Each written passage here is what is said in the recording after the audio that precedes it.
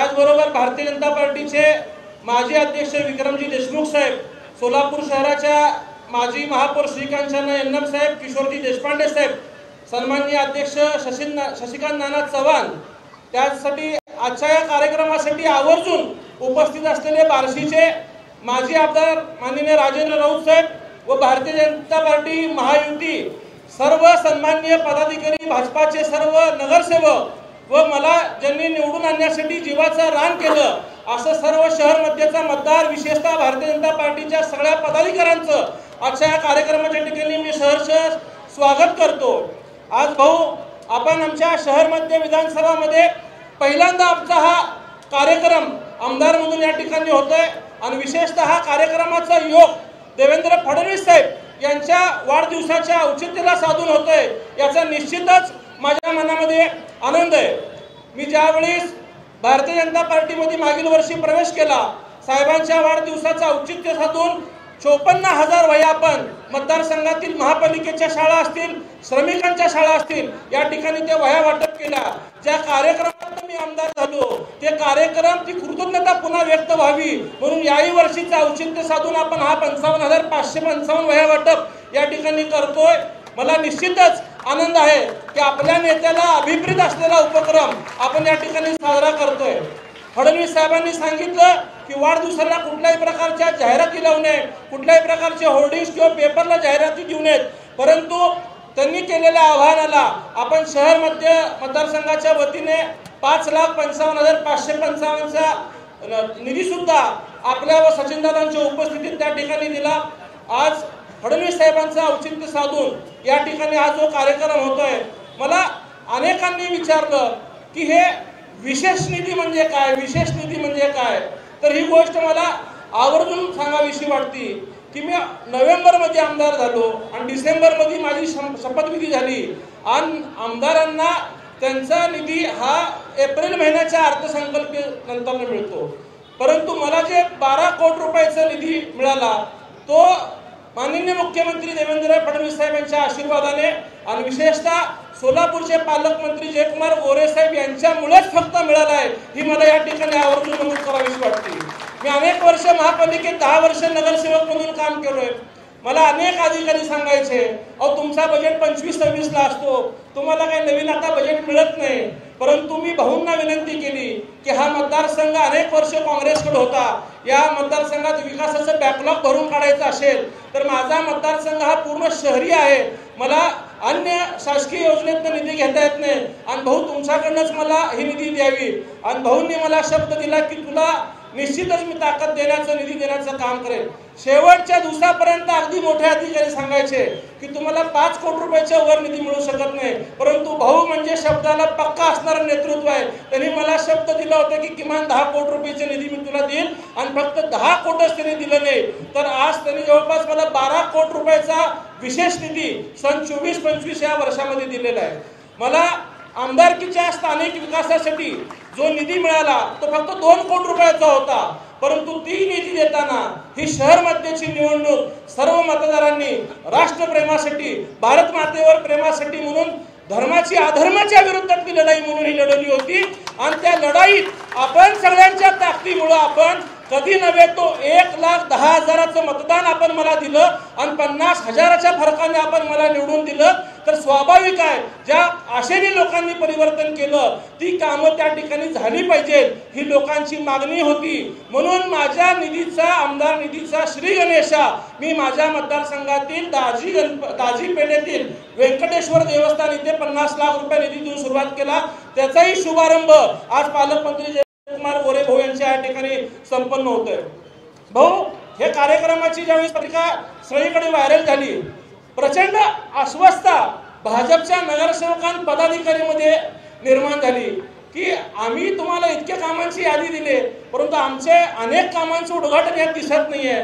मी काल याच ठिकाणी त्यांना बैठक घेऊन सांगितलं या 24-25च्या 12 कोटीवर आपला कुठलाही अधिकार नाही, हे फक्त पालकमंत्री जयकुमार गोरे भाऊ यांच्यामुळे मिळालेला हा बोनस निधी आहे आणि भारतीय जनता पार्टीचे पदाधिकारी सुद्धा इतके माहिर आहेत की त्यांनी जी मला नवीन यादी मागच्या 3 महिन्यात 6 महिन्यात दिली ती जवळपास 80 ते 90 कोटी रुपयाची झालेली आहे। परंतु मला विश्वास आहे की माझ्या मतदारसंघात मी आता बोलल्याप्रमाणे बाहेरचा कुठला निधी मिळत नाही। आपण खरं तर राज्याचे ग्रामविकास मंत्री आहात। आपल्या भारतात महाराष्ट्रात जन्माला येणारा प्रत्येक बालकाचा दवाखाना असेल, शिक्षण असेल, त्याच्या स्मशानभूमीपर्यंतच्या सगळा निधी तुमच्या खात्याकडनं देता येतो। परंतु आमचं दुर्दैव की आम्ही शहरी मतदारसंघातले असल्यामुळे आपल्या निधीचा आम्हाला कुठलाही लाभ घेता येत नाही। परंतु ती उणीव आपण आम्हाला भासू दिली नाही। आपण पालकमंत्री आहात, आपल्याला जो विशेष अधिकार आहात त्यातनं निश्चितच जो 15 वर्ष आपल्या शहर मध्येचा विकास झाला नाही, विशेषतः भाजपला असणारा प्रेरित असणारा भाग यापूर्वीच्या लोकप्रतिनिधींनी डावलला होता, त्या भागातला बॅकलॉग भरण्यासाठी आपण मला निधी उपलब्ध करून द्याल हा मला निश्चितच विश्वास वाटतो। याच मतदारसंघात जो आवर्जून उल्लेख करावा असं वाटतो साहेब की सोलापूरची अक्कलकोट रोडची MIDC येते आणि ह्या MIDCचे उद्योजक असतील, श्रमिक असतील, कामगार असतील, ह्या सगळ्यांनी 5-6 इलेक्शनला आपल्याला भरभरून मतदान दिलंय। परंतु इथं आपण कधीही कामं करू शकलो नाही। इथल्या पूर्वीच्या लोकांनी ती कामं केली नाही। आपण ती स्थिती पाहिली तर जवळपास 55 कोटी रुपयाची निधी त्यासाठी आवश्यकता आहे आणि मी सातत्याने देवेंद्र फडणवीस साहेबांकडे मागणी करतो आणि भाऊंकडे तर लहान भावासारखं बालहट्ट करतो की भाऊ हा माझ्या मतदारसंघातला विषय, याला तुम्ही निधी दिला पाहिजे। आणि मी आज अभिमानाने सांगतो की त्यांनी तात्काळ DPCतनं 7 कोटी आणि महापालिकेतनं 7 कोटी असे 14 कोटी अक्कलकोट रोड MIDCला मंजूर करून दिले। यासाठी भाऊ मी आपलं विशेष करून आभार मानतो। कालच्या लोकसभेला ज्यावेळेस माझं भाजपमध्ये प्रवेश होत होतं त्यावेळेस मी अनेक वर्ष कुठल्याही पक्षात न जाता फक्त फडणवीस साहेब जर आपल्याला शब्द दिले तरच आपण पक्षांतर करायचं। त्यावेळेस रामभाऊ सातपुते असतील, सचिनदादा असतील, विक्रम देशमुख काका असतील, पडद्यामागे अनेक लोकांनी माझ्या प्रवेशासाठी प्रयत्न केला। माझी भेट फडणवीस साहेबांसोबत घालून दिली आणि साहेबांनी फक्त भाऊ एकच गोष्ट मला आश्वासन दिलं, माझं सगळं ऐकून घेतलं। 24 मिनिट मी साहेबांसोबत बोललो आणि साहेब एकच बोलले की मी तुझं पालकत्व स्वीकारतोय, तुला लढवण्याची जबाबदारी माझी आहे आणि माझं सगळं पुनर्वसन मग साहेबांच्या नंतर ना सचिन दादा असतील, आपण सगळ्यांनी केलं। अनेकांनी त्यावेळेस माझी टिंगल केली, तुला ते निवडणुकीचं चॉकलेट आहे असं कोणी निवडणुकीला बोलून शब्द दिलं असतं। परंतु आज मी या मतदारसंघातनं जो आपल्या पक्षाचा नव्हता तो मतदारसंघ सोडवून घेतला, मला उमेदवारी दिली तर मला साम दाम दंड भेद ताकद देऊन मला निवडून आणलं आणि मी भाऊ साहेबांचा तर खूप खूप आभार मानतो। तसेच आपले सचिन दादा व समस्त भारतीय जनता पार्टीचे आभार मानतो। आज इथं बसलेल्या अनेकांना वाटतं की आपल्या वरिष्ठांनी आपलं देवेंद्र दादासारखं पालकत्व स्वीकारावं। भारतीय जनता म्हणजे 100% गॅरंटी आहे, याचा एक अनुभव माझ्या ह्याच्यावरून लक्षात येतोय। जो अर्बन सिटी केंद्र सरकारच्या निधीतनं आपण या अक्कलकोट रोडला करतोय ते मोदी सरकारची कामगिरी दाखवणार आहे। पूर्व भागातल्या लोकांना वॉकिंग ट्रॅक असेल, लहान मुलांना घेऊन जाण्यासाठी एखादा सिटिंग एरिया असेल, अँफिथिएटर असेल, फूड कोर्ट असतील, ह्या सगळ्या सुविधा त्या ठिकाणी उपलब्ध होणार आहेत। त्याचबरोबर आयुष्यमान आरोग्य मंदिर जे आहे ते आपल्या मध्य विधानसभेच्या प्रत्येक प्रभागात झाल्यामुळं श्रमिकांना त्या ठिकाणी जाऊन आपल्या या ठिकाणी उपचार करून घेणं जास्त सोयीस्कर होणार आहे।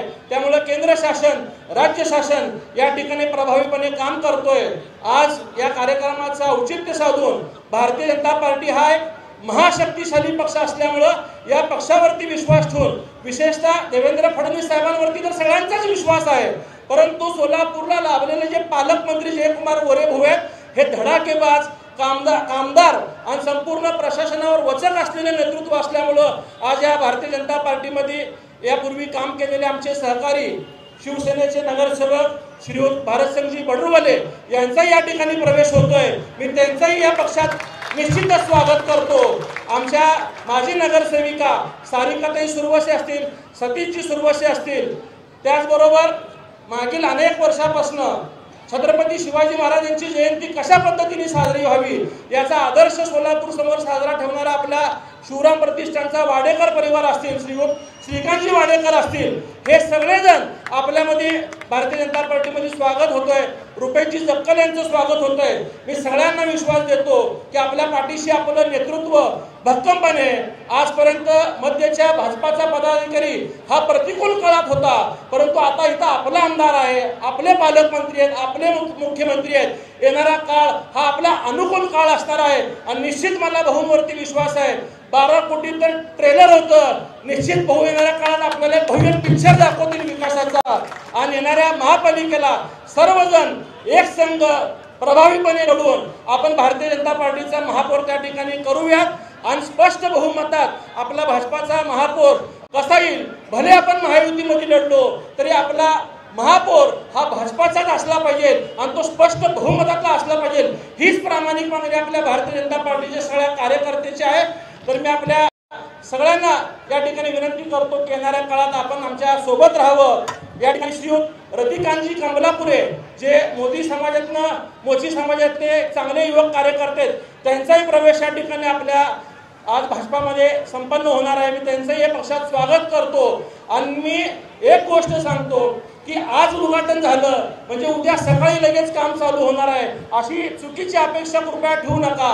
परंतु 8-15 दिवसात ही सगळे कामं टप्प्याटप्प्याने जागेवरती सुरुवात होतील. विशेषतः जे चिखल भाग आहे त्या ठिकाणचे रस्ते प्राधान्याने सुरुवात होतील आणि उर्वरित सर्व कामं तुमच्या येणाऱ्या काळात पूर्ण होतील हा विश्वास मी पक्षाच्या वतीने देतो.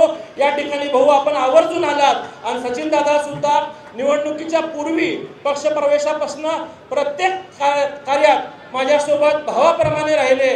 अनेकांनी मला निवडणुकीत उमेदवारी मिळण्यापूर्वी भीती घातली की तुझं काही खरं नाही, परंतु एक मोठ्या भावाप्रमाणे सचिन दादा नेहमी मला विश्वास द्यायचे की तू काळजी करू नको, तुला साहेबांनी शब्द दिले, तू काम करत राहा, तू लोकांना जाऊन भेटत जा आणि त्या विश्वासाला तेही पात्र राहिले. त्यामुळे मी त्यांचाही या ठिकाणी आभार मानतो. या ठिकाणी माझं प्रास्ताविक संपवतो. जय हिंद, जय महाराष्ट्र.